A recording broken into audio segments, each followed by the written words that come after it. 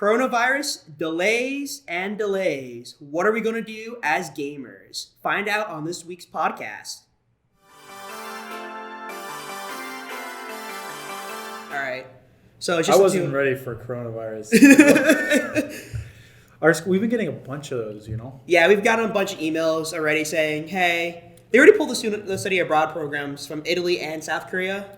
Yeah, So, my cousins were studying abroad at their schools. They had to come back. Yeah. They're in Spain right now, heading back to the United States. They should be here sometime next weekend. Well, that sucks. Yeah, because they were super excited, and thank God I was planning on using my spring break time to visit them in Italy. Thank God I didn't do shit about it. I did not bother to get any plane tickets because that would be a hassle to get through, especially with exams and everything right now. But yeah, that stuff is kind of crazy.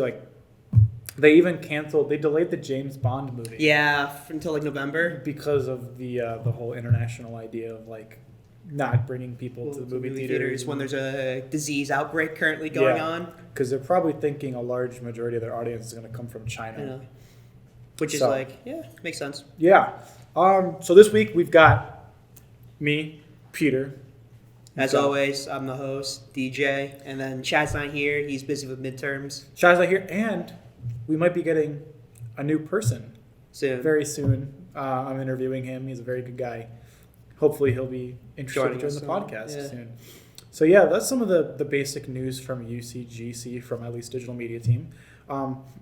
So on top of delays and all that stuff, coronavirus is kind of crazy. Yeah. Did you see one of the news things that I wanted to talk about real quick was the I'm 8-bit team? Yeah, they dropped out at E3, even though Emerald City Comic Con's still going on, as well as E3 will be still going on as well. As of right now. As of right now, yes. As of what we know. Even though California is listed as one of the highest cases within the United States, because they're the ones who get the people from Asian countries usually.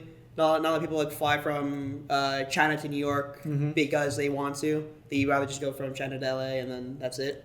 So we'll see. Interesting to see that. One thing that I did read inside the news was that Hideo Kojima, Death Stranding, all that kind of stuff, that good guy, he pulled out a GDC, the game dev conference. He's been pulling out of a lot of conferences. Yeah. He's I don't want my team to be... I care about their health. Exactly. Which is good, and I understand that, because they're not the largest studio, but they're the kind of people that kind of need to be healthy in order to work, and that's what I think that a lot of people should do when taking care of yourself. Don't go to class sick. Stay home and work. And one of the most interesting things I've seen so far out of this whole shenanigan with coronavirus is that shenanigans. The way you make it sound it's just whatever. It's pretty big. It's just the amount of okay, you work for Company A. How well does Company A work with people working from home? Mm-hmm. I mean, it's good right now that a lot of companies are dropping out, trying to say stay at home, don't come. Even our school, even UConn's even the smallest little thing, stay home, don't wash your hands every day. So now I'm going to use it as my excuse for every exam I have next week. Sorry, I'm sick, can't come to class. Well, not to create fear mongering or anything, but even some teachers have already started setting up online courses for if UConn eventually has to shut down classes. I doubt it's going to happen. No, I don't really think it's going to shut down physically. Yeah. Until we get that one person who confirms UConn shuts down Corona because of Corona. Yeah. That's the only thing I really see for going to shut down school for the longest time. Mm-hmm. But we did actually make the news on Twitter for pulling our students away from study abroad, which I think is really interesting. I mean, we're not definitely the only school doing it. Yeah. But it's the smart thing to do. Get every student out of countries that have high percentage of cases. And then I'm surprised even still some places that have it in the United States aren't really pulling things out. Who knows what it might do to some events going on campus, and not on here, but not just here, but at other places like Rutgers and Northeastern. all those places that also have big gaming stuff. Not suggesting anything, just it's something to think about when it comes to this thing, because it's surprisingly, like, it came out as a meme for a long time, and now that it's here on our shores, it's kind of like, you know what, maybe we should take this just a bit seriously. It's not just about the beer anymore. It's not, let's make fun of Coronas, which, by the way, their stocks went down hard. I know. It was like 6% of or 36% of people wouldn't buy Corona just because of the name Corona. Because of coronavirus, because people are idiots, because people are dumb. You know, I was listening to the H3 podcast, and they were talking about some cases and like some like polls and stuff on like how people should be like, how to keep themselves protected, how to be healthy throughout this whole thing. And one person dead ass wrote on their poll, should I drink bleach to protect myself from coronavirus? I'm pretty sure that's a joke, though. There's got to be some like. It is. You sure? I really don't. I think people are dumb, man. Stocks going down because people think coronavirus is in Corona beer. Come on, people are freaking dumb. Granted, Corona beer is not good anyways. I mean, this podcast is sponsored by Bud Light. It's not sponsored by Bud Light. Dude, that'd be so screwed. Did I tell you my? Is Bud Light a Coca-Cola product? Technically, I'm not sure, but I know my friend's college. He goes to a college in Canada, and they're sponsored by Bud Light, so they literally drink a lot. Because over there the age is 18 and over here is 21. So if we because we get our license at 18 though, and plus Americans always kind of have this factor of overindulgence. You know what I'm saying? No, explain one more. So Americans are always excessive in the use of certain things. Oh yeah, we're fat. Exactly. We're fat, yeah. We eat a lot. Trust me, I know I'm fat. I just got back. Before I came here, I was at the gym, and I was like, I hate this. It's the worst thing in the world. Yeah, that's fair. I'm fat. The camera makes me lose 20 pounds, not gain it. Yeah. So let's talk about video games. Yeah, minus back on the track. Coronavirus. Minus that, even though it does affect gaming. Yeah, let's talk about what's coming out in the next couple of weeks. So we have Animal Crossing, Crossing, and Doom. What are you gonna get? I'm getting Animal Crossing and Persona 5 Royale. That's the two big games I'm already getting this month. I already spent a little too much on card games already. With already spent too much on card games. Yeah. I spent I spent like $20 on a tin for Yu-Gi-Oh, which is not bad because 20? Yeah, because how many cards? 48. 48, man, it's okay. That's a pretty good deal. And plus, the card values ranges, which is a whole other thing where it's literally any type of card game is just any card market, just stocks basically. Yeah. And then once the card market crashes, there are times where you can buy really good cards for really cheap. Yeah, trust me, I watched Max Mofo when he the boxes, for Pokemon cards. It's making me want to go back and find all my old Pokemon cards and just beat myself over the head that my mom sold. I had one of the somehow one of my friends got a really rare card, an Ancient Mew, and we would. This is the one that you go get in the movie. Yeah, it was one of those, and they are so freaking rare right now. Yeah, and all my friends at school were like, "Oh, it's such a cool card." I said, "I'll beat you in a game for that card." Oh, you're one of those kids. I'll give you all my cards for that one card. Oh, you gambled for them. Did you play Pokemon as in you just sent them out one by one and then we did a lot of, because it was a very big thing, we did a lot of things. So we played Pokemon, we played Bakugan, and we played Yu-Gi-Oh! And I was very good at Yu-Gi-Oh! And Bakugan as a kid, but not Pokemon. So I was very glad we did those two. I completely destroyed him, especially in Bakugan, because I would once again. We pretty much gambled our Bakugan and our cards and everything to get the better card from someone else, and I would always win, clutch it up. It's extremely weird to see kids gambling through these things. I mean, it was really funny. In elementary school, a bunch of the girls in my grade were like, "Oh, the boys only play Yu-Gi-Oh cards. This is BS. They shouldn't be playing it." So we went to They were having a meeting, a whole school meeting about bringing Yu-Gi-Oh cards and Pokemon, all that stuff. Yeah, okay. And I went and I was like, "This is ridiculous. We're hanging out and having a good time as friends, and you're telling me that because girls don't like us playing with miniature balls We have to stop playing it.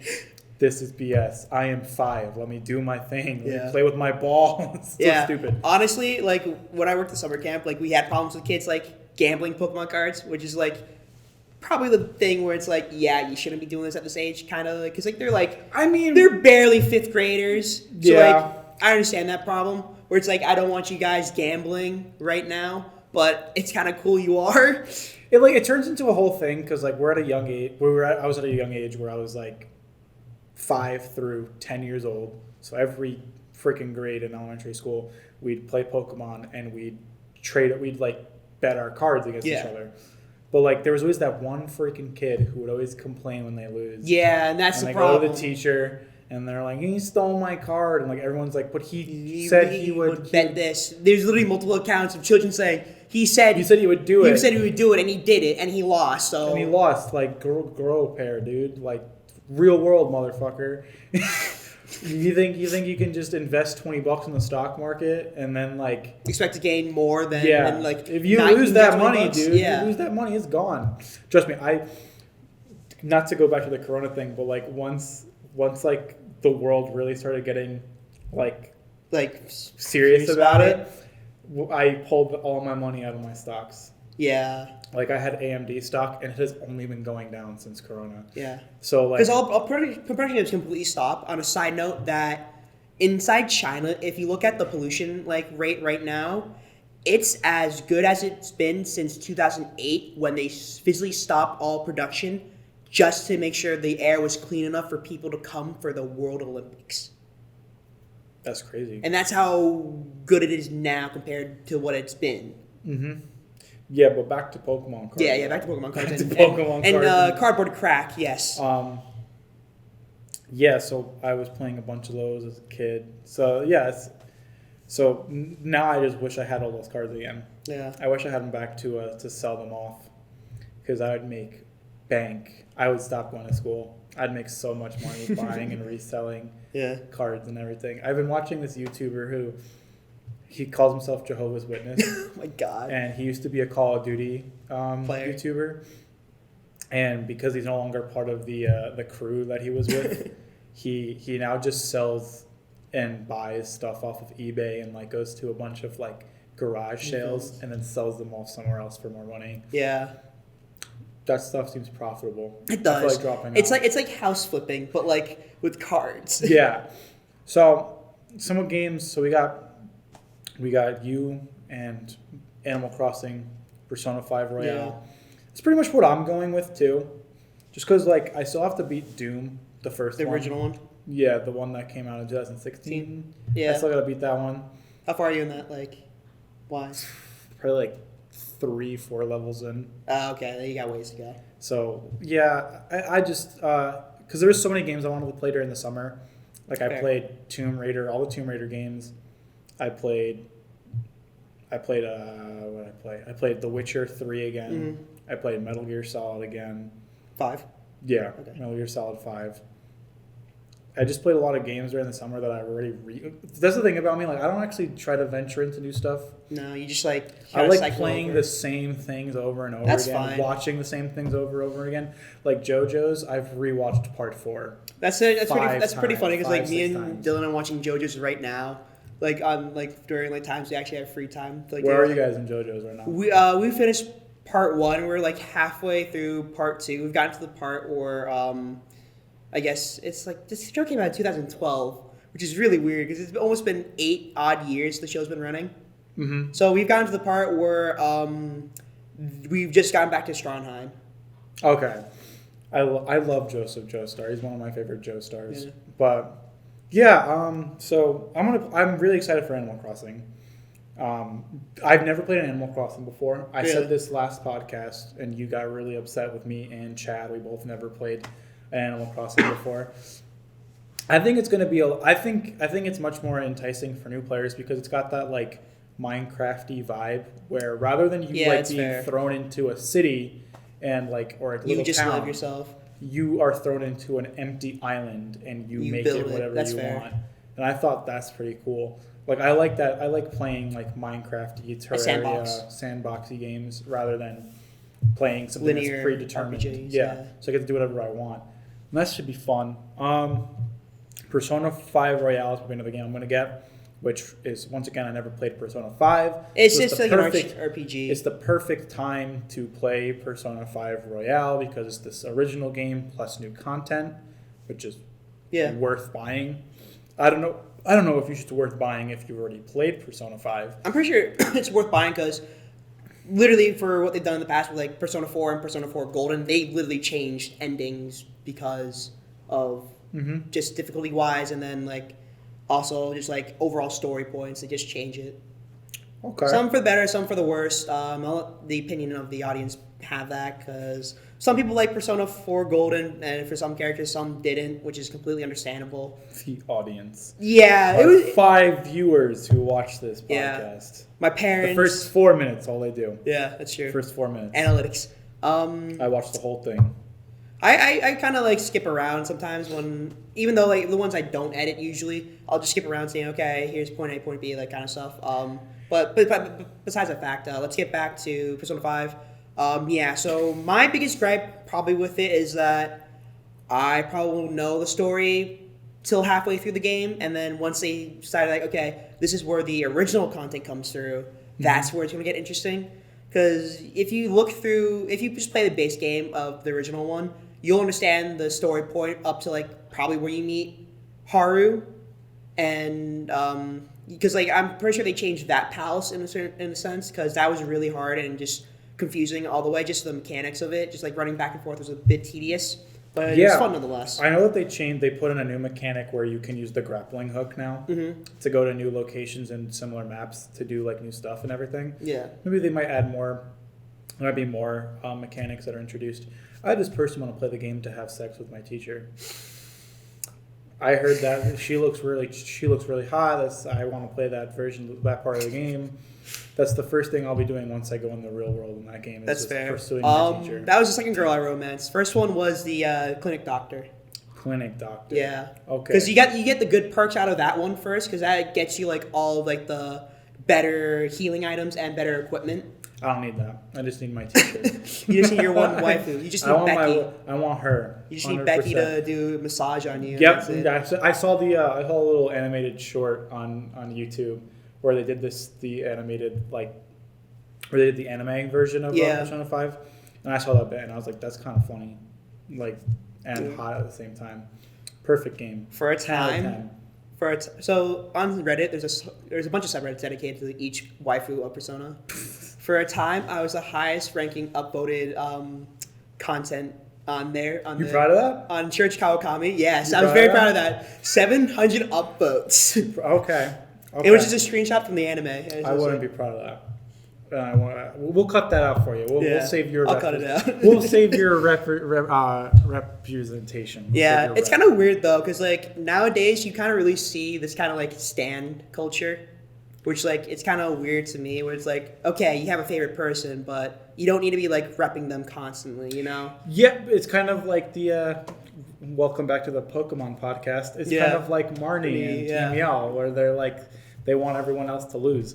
Speaking of stands, real quick. Are you a stand user? I go my stand. I'm not doing this. My stand, Ocean Man. Ocean Man. Isn't that actually a stand? No. Star Platinum is the joke. Is like if Johto could choose his own stand name after a band, it'd be Ocean Man.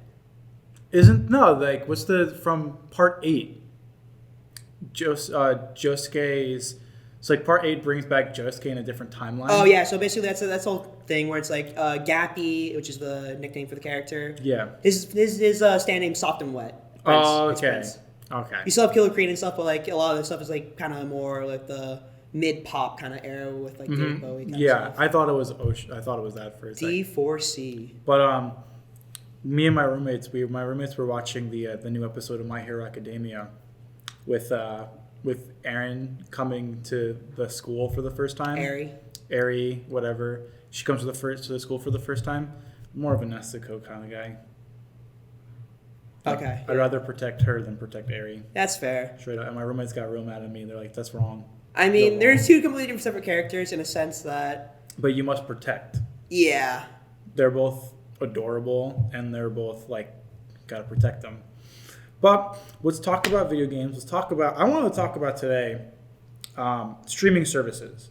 Because in the news a lot recently, people are talking about Google Stadia. Companies came out and publicly have said they no longer want to work with Google Stadia. That's fair. They have no trust with it. That's fair. I think I don't remember what studio he was from, but a renowned game developer kind of director guy is now working for a Stadia team. So, Yeah, it's like a lot of the times Google will just buy up these resources just because they can. Yeah. And literally just test the water. Like Google Glasses, that was a complete failure. They just did it because they can. Mm-hmm. But I just want to talk about streaming services in terms of gaming. Have you used them? What are your thoughts on them if you haven't? Will you ever use them? And do you think they're going to take over consoles?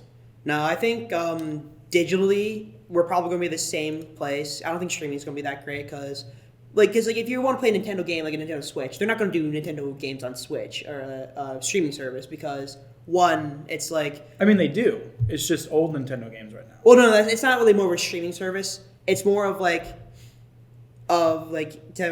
go on the go, because that stuff it's kind of already somewhat pre-downloaded.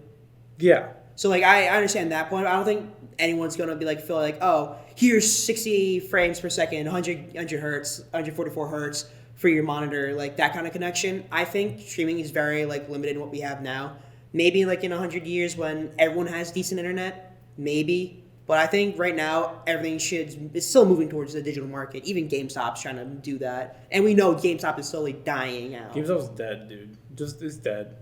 It's already dead. I'm kind of waiting for the GameStop in my town to go out of business, so I could just go there and buy all the Yu-Gi-Oh packs and cards. Just quickly buy everything before they leave because they're desperate. They're desperate for money, and it's for what it's worth, it's probably a decent buy.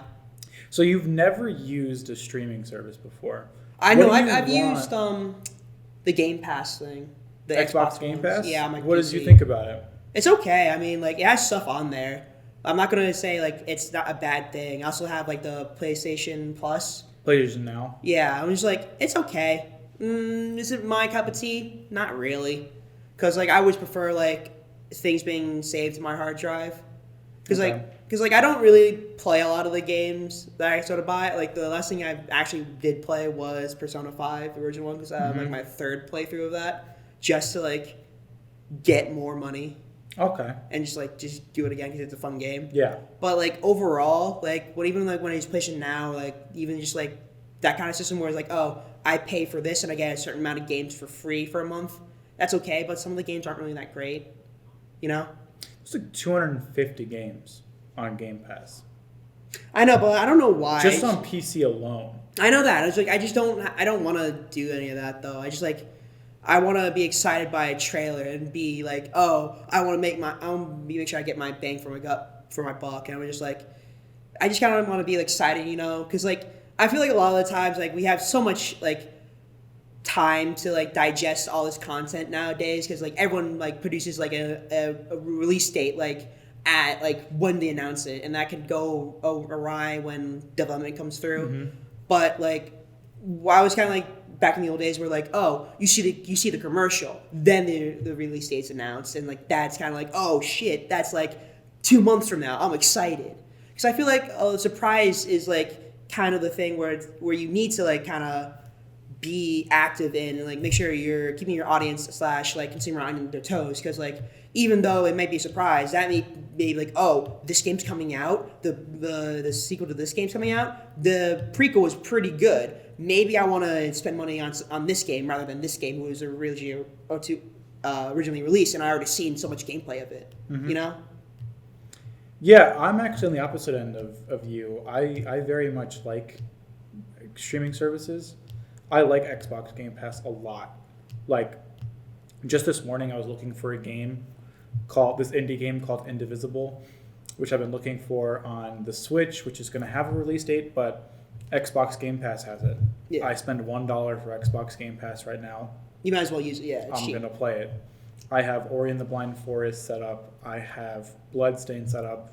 I have Halo Combat Evolved. Or not Combat Evolved. Well, yes, I do. Master Chief Collection. The Master Chief Collection I have. But I do get to play Combat Evolved and Reach again, which is fun. Wasn't Combat Evolved the one where it's the League copy where it's like, or maybe that was a mobile game. I forget.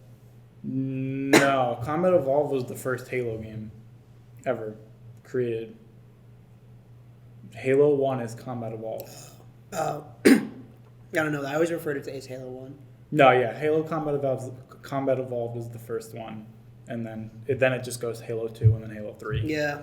And then Halo 3 ODST, which I love all those games and I'm excited for. But I think I really like the streaming service idea because it's pretty much like Netflix for video games, and it's almost Xbox has it perfect. I've used Xbox Game Pass. I'm still using it, and I've used PlayStation Now. I don't really like PlayStation Now just because their UI kind of sucks. That's fair. And that definitely ruins an experience for people. But like Xbox Game Pass has games day of. So like when Halo Infinite comes out, you can play it. I can play it on my Xbox Game Pass. I don't need to buy an Xbox Series X. I just can play it on my PC. That's right. Which is sick. And in terms of it being like the future, maybe not right now. Maybe not right now, but like games, it's going towards there. Like for a while, like we would still go to the movie theaters. We would still buy DVDs, but now we don't do that. Nah. We watch it on our streaming services. Ticket sales for movies are down. Yeah. And yeah, it's only gonna happen. It's gonna be inevitable for games, but we'll see. It's a bit of a back and forth. Yeah, that's fair. It's like, I'll say this, like everything is in like a pendulum arc, and I'll use this analogy a lot. Where if you see one movement swing one way, it's gonna swing back really hard the other way, and because I think a lot of times like you get like this like push forward for new content, but then you kind of get this pushback for older content. Yeah. So like that's why I kind of think that if you could constantly push out new and old content like simultaneously, you kind of avoid that problem of like hard swings of like consumer marketing. Mm-hmm. Do you buy consoles? I bought my PS4 just for Persona 5. And have you played any other games though? Monster Hunter World, Metal Gear Solid 5, Gundam Versus. That's a big one for me. Okay, but is Gundam Versus exclusively to PS4? Yes. Okay, are there any other PS4 exclusives? Because Persona 5 is a PS4. Knack? Yeah. Knack. I played Knack too. Am I talking to Video Game Donkey? Like who? I mean, it's not like who other than him has played Knack? I mean, it's not the greatest. It's not the greatest game, but it's a game. It's something to play, you know. Like. All right. Yeah, I kind of the same way. I bought my PS4 for the exclusives. So like, I played The Last of Us. I've been playing all the Uncharted games right now. I played Spider-Man, Horizon Zero Dawn, and then I played other games like Red Dead Redemption on there. Yeah, I play Red Dead 2 on the PS4. That's it too. Yeah, I mean, I've bought every console from the past console generation. So I have an Xbox One, I have a PlayStation 4, and I have a Switch. Yeah. My argument for not buying an Xbox One was like I have a PC that's way better than an Xbox One. I mean, you have a PC that's way better than a PlayStation 4 too. Yeah, but you can't play exclusives on that. That's the thing. That's the real catalyst. Is there's more exclusives you like on the PS4 than there are on the Xbox. For me, I like my Xbox. I got my Xbox originally because that's what me and my friends were playing on. Yeah, that's fair. We were playing on the 360, which was a very good console. And then we were all like, oh, we really are enjoying Destiny on Xbox 360. Let's import it to our Xbox Ones. And we all got an Xbox One. We all played Destiny, and it was awesome. We played Destiny. We played Halo. Uno. Did not play Uno. Really? You didn't play Uno day one? No, sir. You got it for free. Day one. The first game I played on Xbox One was probably, I'm thinking, it's been so long since the Xbox One came out. It was like what, 2012? No, like 10, 11? No. Has it been that long? It definitely wasn't 15. 2012? Dude, yeah. It was like a decade. I was 12 years old, dude. I was 12 years old when I was playing Xbox. I was playing Xbox One. How old do you feel now? I feel old. I'm turning 20 in a couple of weeks, so. Yeah. Yeah. Dude, it's like great being 2 decades. Yeah, it's like I grew up playing Nintendo and just like, oh, PS3, and then like I bought my PS4. I was really debating on either getting a Switch or PS4. But I was like, Persona 5 seems way more interesting than the game I got for Switch, was Xenoblade Chronicles 2. But like they're both exclusive to the consoles, and they're both fine. They're both anime waifu games, so it's just like I kind of want to experience Persona more stylized rather than like have 50 characters drawn by different doujin artists from one game, which is literally the epiphany of Fate Grand Order, because literally every card is drawn by a different person, which is really interesting to see. What was the first console you ever bought for yourself? You personally, not your parents. PS4, because I had the money at that time because I was working. Okay. Second console was a Switch. Switch. That's the opposite. Yeah, my parents did not agree my money spending within that way, because I got a Switch like right before I went to college. I got a Switch. All right, so you got it 2018. Yeah. All right, I got mine before college in 2017. I bought it a couple weeks because kind of the same thing. I got a job. Was like, man, I'm making a crap ton of money. Most of it was going towards gas money. Yeah. But I was saving up $360 for the Switch plus Zelda. Yeah. And so I went to every freaking corner of my town to find a place that was selling a Switch. Got it at Toys R Us. And RIP. And it was so funny. I got it. I bought it. And some dude. It's pretty much like this. This is me walking away. Oh, someone wanted to go buy one, and you bought the last one. And he's like, "Hey, do you guys have any more of what he just bought?" And I gotta buy one for my son's birthday. And the guy's like, "Oh my god!" Guy's like, "Nah, we don't have any more Switches, dude. He just bought the last one." Oh. And I ran out the door. I was like, "Why'd you call me out like that? Why'd you call me out like that?" It was really funny, but I got it, and that was my first big. That was my first ever big purchase. Do you think you could have went back to him and raised the price by like $40? I'd be like, "Hey, it's $500." Oh, so okay. I make it even more money. Yeah, exactly, right? So yesterday, when I was walking back from class, there was a big game yesterday for UConn basketball. I saw that, yeah. Yeah, so a woman comes up behind me and my friends while we were walking back with a very thick UK accent where it's like, "Oi lads, what are you doing? You going to the game tonight?" I was just like, "Oh, well, okay, that's one thing." Mm-hmm. The accent took me off. I was like, maybe I got a spare ticket somewhere. And she's like, "Oh, okay, well, what's your price?" I was like, "Oh, we're doing this now? Are we haggling?" I was like, "Okay, $60. And she's like, $60? It was like, "Yeah, it's Scalper's Market. What are you going to do about it?" How much is a ticket? I don't know. For students, it's like... It's free. For students, it's free as long as you have space. Mm-hmm. For outside, I think it could get up to $100. Oh, you gave her a fair deal. I gave her a fair deal. Like $60 for a ticket that's originally free? Well, for students. I think for people outside, it's probably like $50. Yeah, that's like a $10. It's not bad. And she was like, forget it. And she walked off with her kids. I was just like, okay, cool. She had you were haggling her two daughters were here, and her daughters were like, "Mom, don't do this, please don't do this." What do they look like 12-year-olds or like? No, they were college kids. They're college kids. They're college kids. They go here apparently. That's funny. That's funny. I saw that. I was coming back from a thing that I was working on. I saw that I was getting really busy at Campbell, and I was like, "Is there a game today?" Yeah. I've never gone to a basketball game. You gone to a basketball game? Any sports games here? Sports ball? Sports ball? You ever been to the ball sports thing?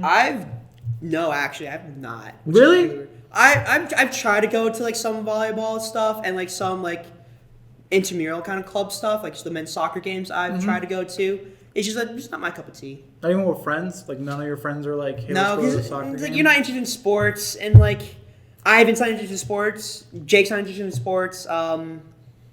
Yeah, it's not that big of a deal for me. Mm-hmm. We'll watch the Super Bowl together sometimes with like me and my old friend group. That's the Super Bowl. I'm talking about UConn. No, never. Even though like it's kind of a disappointment because like we're the basketball capital of the world.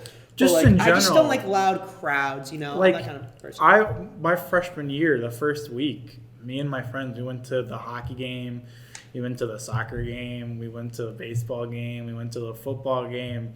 I haven't gone to any of those since. But freshman year, I at least tried to do it. I'm surprised you haven't even gone to even just one soccer game. Well, I just know that it's just not my cup of tea, Mm-hmm. Where it's like, I just don't like the crowd that I'm in. Yeah, but you enjoy those LAN parties. You enjoy those LAN parties. Like, do I really? Husky games. Do you enjoy Do you enjoy Husky games? This is official UCGC podcast. Do you enjoy Husky games? I enjoy it to the sense that I can sit down and play games, yeah. Mm-hmm. Or because I'm not competing for anything. If I was competing for something, maybe. But well, didn't you compete in the Street Fighter thing last year? No, I ran that thing. Which is I don't want to say anything about that right now. But I competed inside the fighters tournament, and that was a lot of fun because I got to play. You and I was recently? No, I haven't because I haven't even touched. That's the whole thing about PS4 was for fighters too because they announced that around the same time. Fighters, I bought the second wave of DLC, but I haven't played a lot of it. But a couple of kids on the floor that I live on, Epic Man, he plays it, which is a really funny story too because when I first joined the club originally, we used to have a second club called Fighting Games Club. We used to meet all the way down in the science buildings, which sucked. Because I lived at Watson at that time, so I'd take my electric longboard all the way down to the science building, to the chem building, and walk and go up, and then literally just sit there for a couple minutes to learn fighting games, and then surprisingly, I met one of the floor mates over there first, and then we were on the same floor this year, which is really surprising. We were just talking about that at lunch the other day. I was just like, oh wow, that's kind of weird. Yeah, I've been watching a bunch of fighters right now. The game is very different. It's all waves. It's not just like beam assists. There's such big changes. Because even grabs are half, 2-3 frames faster. Yeah, making it much harder to tech that. Same with just the idea of going Marvel versus Capcom, where they're doing the different the A, B, and C assists. Which isn't bad. I think that opens up a lot more competition. It allows Krellin to be a viable option. Krellin's good. Krellin's a good character before season 3, but his assist the bean, was terrible. The bean in the rock was not good. The bean and the rock were the big some dude said it best. How are you gonna throw a freaking rock at people that can destroy planets? Exactly. What the heck? That's some dumb shit. How is Yamcha better than Krellin? Yeah, that's insane. Sensu bean. Yeah, but now he's got a beam assist for his B, which makes him infinitely more viable to use. Because beam assists are the meta. And they're insane. I heard Kefla is actually pretty insane because her level 3 or level 1's tracking. Freaking fast. Her level 3 isn't a track. Her level 3 is a full screen blast. Okay, so then it's a level 1 that's a tracker where she does the balls and they fly at you. Oh yeah, she has kind of a Goten level 1, where she shoots red balls in the air, go at her. And they just hit you, and you just have to. You can either reflect it. That stuff is much easier now. It's definitely her just speed. She's very fast. She's a fast fighter. A lot of characters that are How can you fight against something that you can't hit? Yeah, she's super fast.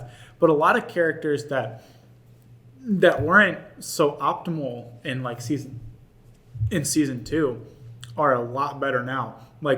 In the very beginnings of Dragon Ball FighterZ, Goku Black was top tier. Top tier. And he kind of went down. It was kind of then Android 21 came up, and then we're just because people need time to find the combos, Yeah. That's the thing. So you had how many characters? You had 12 plus characters. At the beginning of Dragon Ball FighterZ, there was probably 20 fighters. There's probably 20 fighters in that thing. Plus, you have your base ones. Plus, you have to go literally play test through your entire combination of okay, you have a point, a front man, middle man, and the anchor. Then you have to figure out which ones work together that well. Because I know beginning Gotenks and Engine 21 worked extremely well together. Yeah, Gotenks used to be insane. It still is insane. Just loops. Yeah, his loops and everything. So many characters that you wouldn't consider putting together. I was watching a video where some dude was playing as Trunks, Piccolo, and Bardock, and it's a weird kind of combo. Trunks was this point. He had a C assist on Bardock, and then Piccolo had his B assist, which is insane now because he just shoots 2 blasts. Yeah, but they're grenades. But his Hell Zone grenades, they're spaced out. So he shoots a really big Hell Zone grenade that's really fast, but then there's one little small one trailer that just comes out of nowhere, And I was watching and I'm like, that's insane. Like, I got to go back to Dragon Ball FighterZ and learn all of the new characters. Because not just the new characters, just the new mechanics. Yeah. Just the new mechanics and everything. Because I ran, when I was playing, I used to run Goku, Yamcha. Which Goku, though?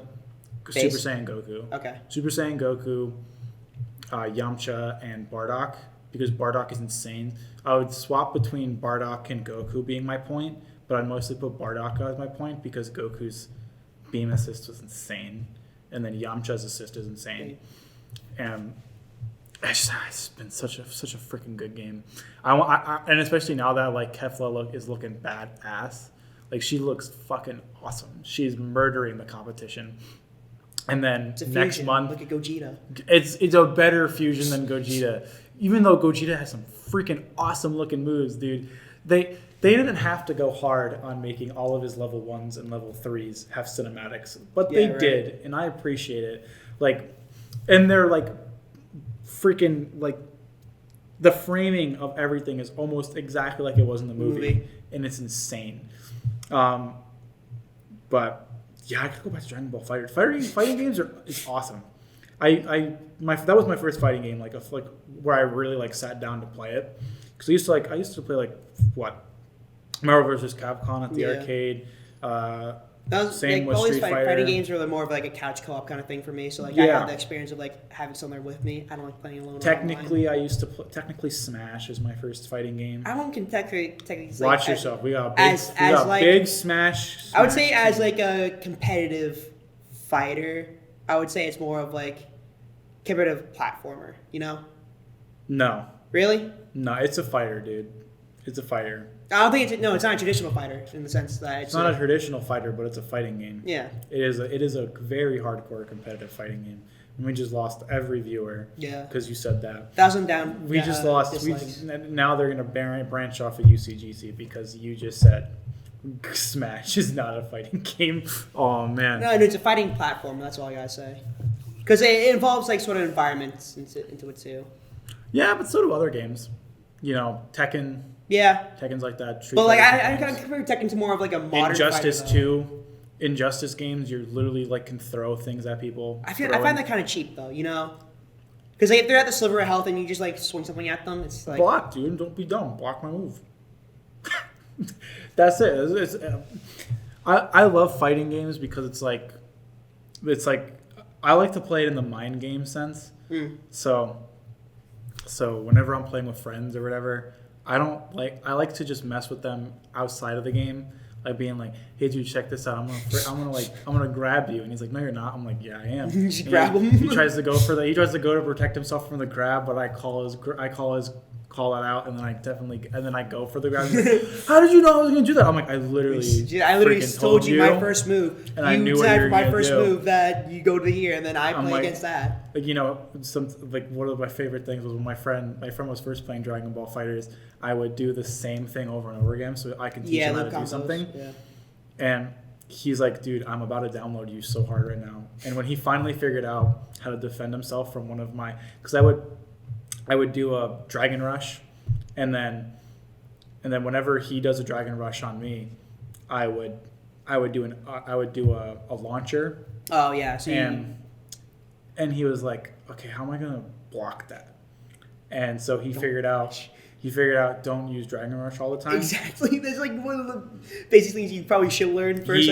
That's all. Don't even use it like even when you're far away. Just kind of dash forward, you know. Yeah, and it was funny, you know. He's just like now I've downloaded Complete. I found that really funny that he said that.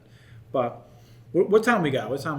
We're still at 47 minutes. I think we could go for a couple. Yeah, it's only 4:48. We could go for a little bit longer. All right. Yeah, let's go for. How do you feel about the announcement of the Last of Us TV show? Okay, I was gonna bring that up. I am beyond excited for that because it's got Neil Druckmann, the creative director for Chernobyl. No. Neil Druckmann is the creative director for The Last of Us. He wrote and directed The Last of Us. Oh, I thought they got the other guy. Yes, the director. The director of the director. The other guy who did Chernobyl is also a part of it. They pretty much have the entire Naughty Dog crew working on writing for a Last of Us TV show. I saw that yesterday, and all I did was just spam likes from every person that commented on it. Troy Baker's comment, Neil Druckmann's comment. Who do you think they're going to cast? Who do you think they're going to cast? So I saw one that was of someone said the Jamie Lannister's actor should do it as Joel, and I can see that happening, but I don't think he's the best pick. And Caitlin Delver. I thought you were going to say Jenner. Daver. She was in Booksmart. I did not see that movie. She played the. Once again, did not see that movie. So. You know how I don't want to make it seem like it's a rude thing, but there's the fat and the skinny one in the poster. Have you seen any of the trailers for it? For Booksmart? No. You don't know anything about Booksmart? No. Okay. Well, then never mind. She was in Booksmart. She played the lesbian best friend in the movie. Okay. And she's been in a bunch of other movies, obviously, but that would be a really good combination. Someone said Hugh Jackman should play Joel. Hugh Jackman. I thought that was kind of a funny one. That's a funny one, but I could see it. I could see it happening. The gruffness. He played the Wolverine, so I've always thought Ellie looked like Ellen Page. So yeah, I kind of think that would be cool. It is also up to the HBO to say okay, yeah, and also on Naughty Dog's part, they created the roles. They should have some say who is being cast in them. Well, for the most part, HBO just kind of lets people do whatever the freak they want. That is true. They just let here's a bunch of money, make whatever you want on our network. Yeah. So I think it's going to be probably one of the better video game adaptations. Well, when you think about it, it's pretty much just like The Walking Dead, but kind of focuses more on the two people aspect rather than just focusing on Joel and Ellie. Exactly. That's it. That's all you have to do. You can even make a Walking Dead just focus on two people, and that's it. Yeah, I just think it's gonna be way better. I think it'll be awesome, because it's not like The Walking Dead where at least towards the end of the books, Rick kind of is a good person. Spoilers for The Last of Us if no one's played it, but Joel's not a good person. Joel is an awful human being. So I'm doing a paper for my media literacy class on masculinity and fatherhood in video games, and I'm using The Last of Us as one of the games. And Joel's relationship with Ellie seems like it's a good thing, but he's very manipulative. Yeah. It's very much a power dynamic between him and Ellie, because you understand what Joel wants in the relationship because you play as Joel throughout the majority of the game, but you never know what Ellie wants. Yeah, it's not, and you don't switch between the perspectives. Yeah, and that's never a good thing. Versus a game like The Witcher 3, where you kind of understand what Ciri wants. Law surprises. The law of surprise. I love that. Everything. I love The Witcher 3. Have you played The Witcher 3? I played the first part of it with my friend. What's the first part to you? Because that game can be 100 hours long. He introduced, well, I'm not sure if it's the first part. He introduced me when he's facing some sort of gargoyle creature inside a village. There's so many. That could be anything. It seemed fun to me, the mechanics of using some sort of magic plus combat. It's interesting to me. It's probably one of the best games. It's probably the best game I've ever played. Probably second to Halo 4. Because I love Halo 4. But yeah, that was you like that one? Yeah, Halo 4 is sick, dude. Halo 4 was awesome. The one with the other planet where it's the aliens besides the Covenant, right? The Forerunners? Yeah, Forerunners, that's what it was. And it was the Didact, dude. Oh, man. Have you been playing do you play on PC or Xbox anymore? Xbox, purely. Xbox. We just got Combat Evolved on PC, finally. I forgot how good that game is. All the Halo games are insane. They're so good. They are probably they are the best. That is the single-handedly the best first-person franchise ever created. Call of Duty looks like dog shit. That's fair. In comparison. BioShock. People are gonna hand me for this. BioShock, dog shit compared to Halo. I feel for style, yeah. Style points, it's very consistent. Halo's been very consistent across every single game. BioShock Infinite's freaking awesome, but Halo Reach, dude. Halo Reach is probably is the best Halo out of them all. Personally, I like Halo Reach a lot. Because that's actually Halo 4 is a close second though. Halo 4 is like right there. And then ODST is right behind that. ODST is so fun because you don't play as a Spartan in that one. Exactly. So like death is much more prevalent in that game than it is in anything else. But like I love the customization in Halo Reach where I can just customize my character. I got before they took away all my achievements and all my everything I did in Halo Reach was taken away from me in the Master Chief Collection. And I used to have I had the blue flame skull because I versed somebody. I versed a Bungie employee in a match, and apparently they give you the blue flame if you verse them in a match, which is pretty sick. Similar to how in Halo 3, if you play a Bungie employee during the game's release, you get like a katana, which is also pretty sick. But like I got that. I was like Field General or one of those like really sick emblems. The high ranking ones. I was like so close, like the really freaking cool, like Eclipse and like all those other ones. You know what I mean? Like all those, like they went like they did like Eclipse, Solar Beat, like it was so freaking awesome. And then they took it all away from me in the Master Chief Collection, and I've been angry at the game since. Nice. Because the grind is outrageously long. That's also another thing. Actually, Pokemon Mystery Dungeon came out, or it's coming out, and it came out today. Reviews not so great. It's mediocre at best, just because. I mean, the games were always mediocre. Exactly. Just like I don't think Pokemon works in that format as like a dungeon crawler. I think it does. I just they make it's for kids. Even as a kid, I thought it was a tedious game just to go and like it's hard. grind. It's a hard some game. of those dungeons go for like 80 plus floors.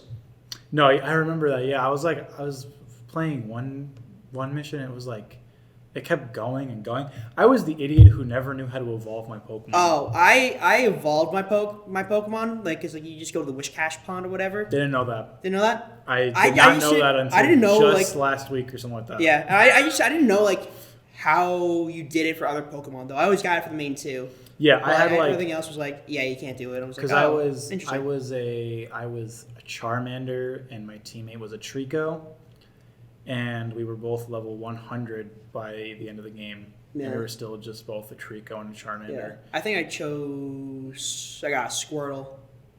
See, if I didn't get Charmander or Pikachu, I'd reset the game. Yeah, that's fair. To figure out how to get those. Which never made sense to me. That is like literally the first BuzzFeed quiz. That's the first BuzzFeed quiz. Which Pokemon are you? Which Pokemon will you become? Oh, you're a Meowth. Yeah. And you'd turn off your game and restart do it again because who the fuck wants to be a Meowth when you could be a Charmander or even Pikachu? Or Pikachu, dude. I was like if I wasn't Pikachu or Charmander, I wasn't doing it.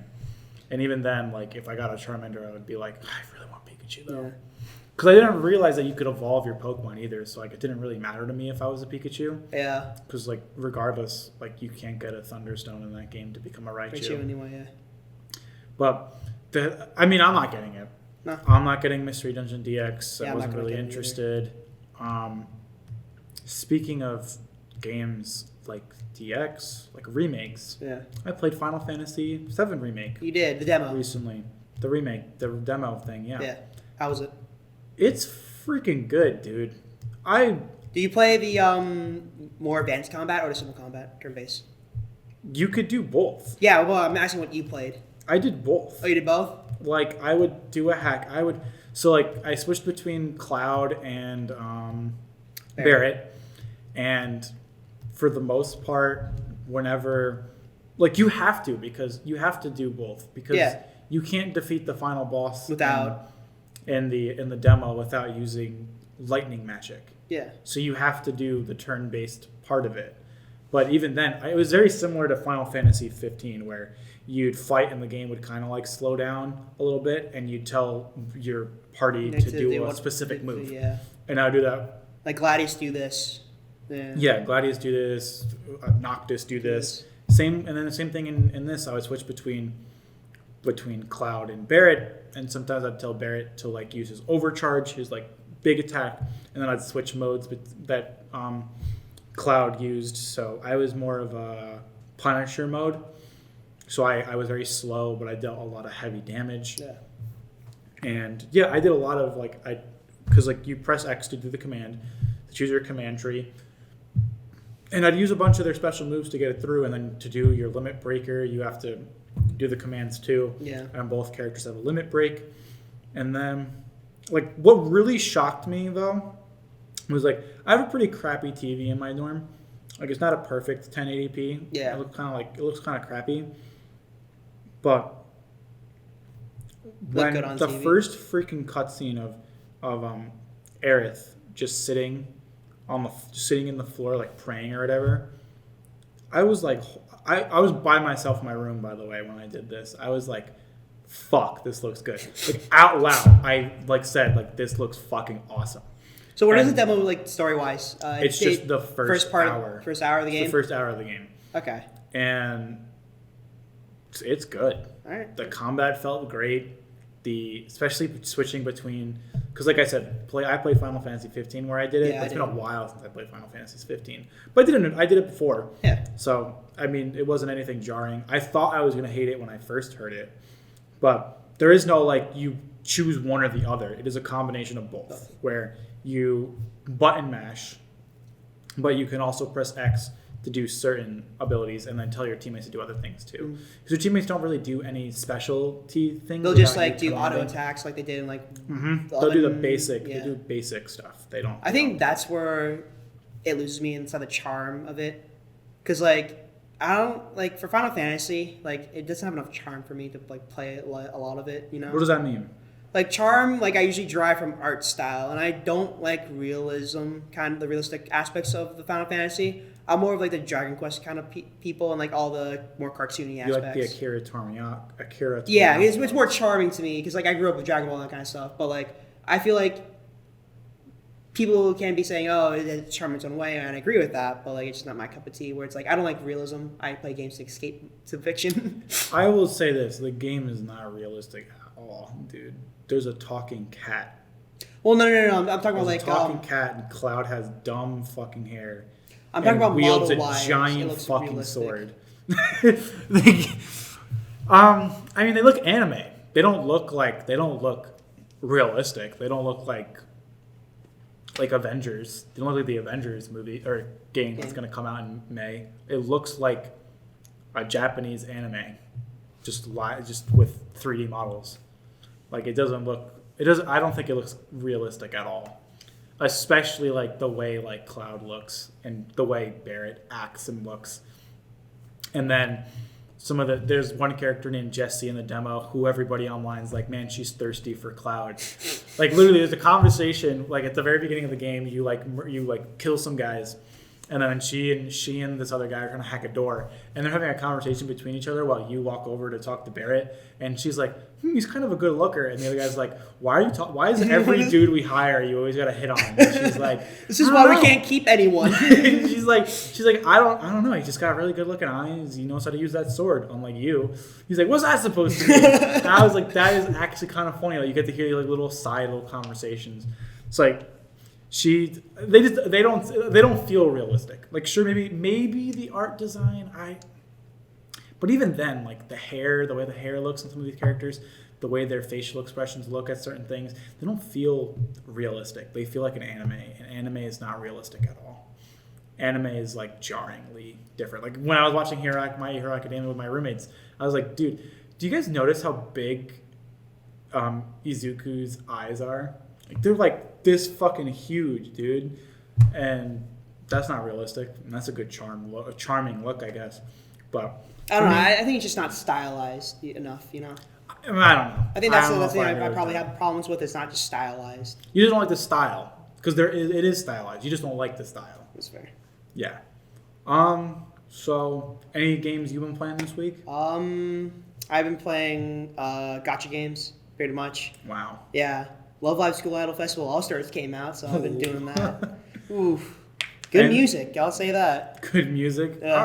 All right. You so mobile games and everything? Yeah, mobile games. That's all the time I have for yeah, like right now is midterms and finals and everything. Like I played the first level of Halo Combat Evolved, and then I played only an hour of Final Fantasy VII because it's only an hour. That's only an hour. Pretty much what I'll be doing is playing a lot of games during Over break. I'm thinking of replaying Metal Gear Solid 5 again.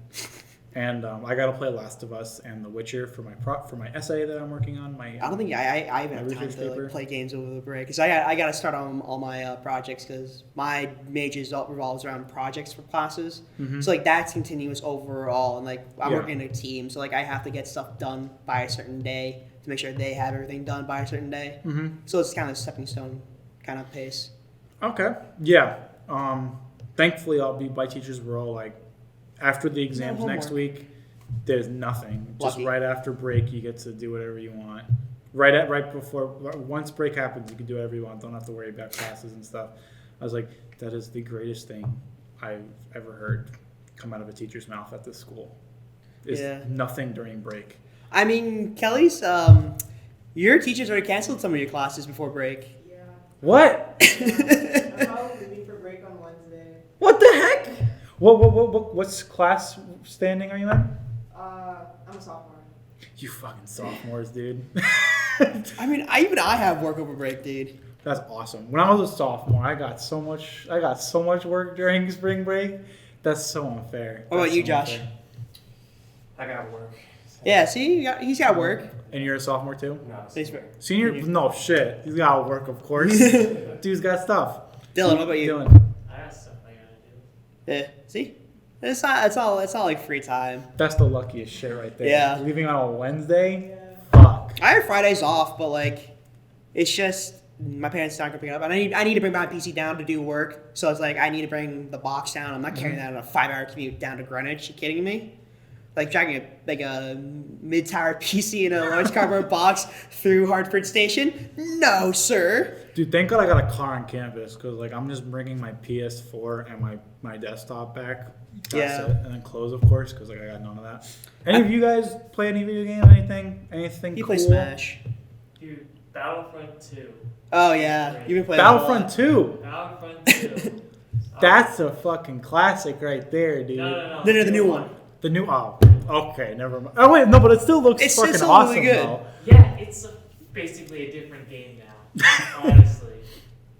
Yeah, before Rise of Skywalker came out, they had like a big push to get people to play the game because it was like $40 plus every DLC that came out before was free. Which is a great price for like for $40 to get everything. $40 for loot boxes. I told him on Christmas Day, my brother got me Fallen Order for Christmas. Oh, okay. And I told him, idiot, you should have gotten me Battlefront 2, dude. Anyone else? You guys playing games? Watch any movies? Oh, speaking of movies, me and Dylan went to see the Sonic movie like a month ago. When we recorded the last podcast. Was that a waste of your time? No, it was surprisingly wasn't a waste of our time. It was surprisingly good. It was surprisingly good and surprisingly Good. charming. I think Ben Schwartz does a great job as Sonic right now, and I think James Marsden was pretty decent. And Jim Carrey. Sorry, I said Steve. I was gonna say Steve Carell for some reason. I was like, Jim Carrey does a great job as Dr. Robotnik, and just like overall, I think it's a decent movie. It's just a shame that the studio shut down over it. Mm-hmm. So I think that going forward, there's probably a decent market for these kind of movies, but there's not a major market. You know what I'm saying? Yeah, I think the video game stuff might be things that are more realistic, kind of like The Last of Us. But you were gonna say something. You were gonna say you saw a movie? Yeah, last night in my dorm, I was watching Donnie Darko. Oh, that's a good one though. That's a good freaking movie. Was that your first time watching it? Yeah. Oh my It's god. pretty fucking weird, dude, Yeah. right? It made no sense the first time I saw it too. Oh. The ending on like YouTube. You had to figure it out. The film theories. Explained. Come on, dude. Oh, so for my film class for cinematic storytelling, we got to watch Magnolia, which is a Paul Wes Anderson movie, and literally the ending of that film is Exodus 8:2, which is also in a plague of frogs, and it literally rains frogs in the last part of the movie. No one knows why that happens. And like you only get a couple of hints of like 8:2s inside the film, but it could go completely unnoticed if you don't really look for it. You know, it's one of those movies where it's like really weird. I love movies that like do like those hints. Like I watched a shit ton of movies this weekend. I watched all the Daniel Craig movies. Okay. All the Daniel Craig James Bond movies. Okay. They are all so fucking good. Yeah. Skyfall is one of the best, if not the best, action movie of the 2010s. And then speaking of like movies that like hint things, the Knives Out does that a lot. Yeah. I saw Knives Out. I saw Knives Out twice this weekend. Really? And I saw it in theaters, and then I saw it once by myself last weekend. And then a friend of mine, we were hanging out, and he said, "Hey, you want to?" Because I had to like buy him pizza for him helping me out with a project or whatever. Fair, yeah. And I was like, "You want to watch a movie? Out? You want to watch a movie while we do it?" And he's like, "Yeah, what movie you want to watch?" And I'm like, "You've seen Knives Out, yeah?" And he's like, "No." And there are so many hints as to like, I'm not gonna spoil any of it because I don't know if have we all seen the movie? No. Not gonna spoil anything. Like But there are hints to tell you who did what and why things. There's a couple of cliches in there as well, where it's like the fun game at the end with the note. I was just like, I call that from the beginning. It was like when the character first opened the note, it's like, oh, it's blank. I call that from a mile away. It's like that's like a good thing. That's a spoiler. It's a spoiler. They're not gonna know what it is, though. She wants to see the movie. She literally just said, "Don't spoil it." It's fine. You're not gonna know the part until you get to it.